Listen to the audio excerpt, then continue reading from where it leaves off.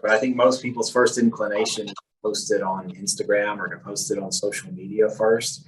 And I get it. You finish a piece, you're excited, and that's super easy to do, right? I mean, it's now with phones, I mean, as soon as you take the photo, you could do it. But I don't think that's the best way to go about it. I think the best way to go about it is to take a photograph of the painting, figure out which of your past collectors or prospective collectors that you're close with is most likely to be interested.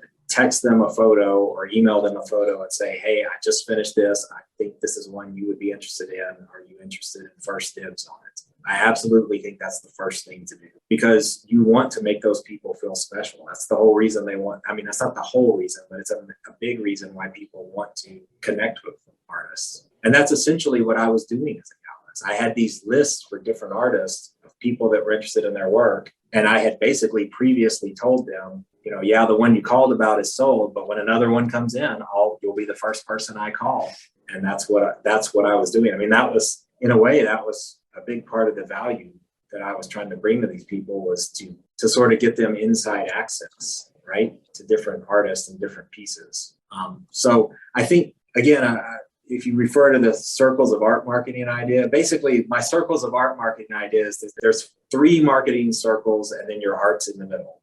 The outside circle is the public awareness circle. The middle circle is people who have joined your audience but may or may not have bought anything yet. And the inner circle is the people who are the people that for whatever reason are really close to you and most likely. And so I feel like artists sort of, when they have a piece to market, start with the outside one, which is posting it on Instagram, and then email it to their newsletter list, your existing audience. And I don't know how many go to the inner circle idea, but that would probably come last.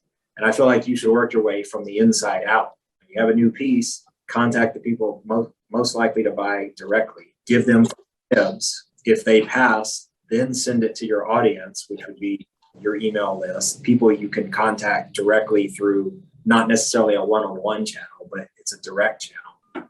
And then give them second dibs, I guess. And then if they pass, then post it on social media to draw in new people.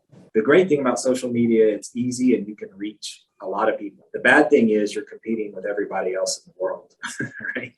So it's very hard to go from, I just posted this, to I sold it in one step. Draw them into your audience, and then from your audience, draw them into your inner circle. And then, but the inner circle is where the magic happens. And something else I should probably say about that is, even within that inner circle list of clients that I maintained, in any given year, 80% of my sales generally came from about 20 people. Not 20%, but 20 people. So if you add it up over the year, maybe I made, I don't know, I'm making this number up, but say you made 400 or 500 phone calls or probably more phone calls than that. But let's say you contacted 500 people and some bought and some didn't.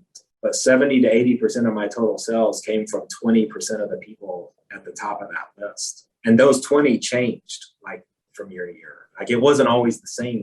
So my point is, this is why you have to be consistent. You don't always know who the 20 are. And you can, I mean, if I sold, $500,000 worth of art in a year, or let's say $300,000 worth of art, and one of those sales was to the guy who bought multiple paintings and was worth $100,000, like one sale could account for, up to a third of your total sales for the year. What if I didn't make that phone call? And I know it sounds like a lot, but it's really not. It's really not a lot to just contact that inner circle list. It's really pretty easy.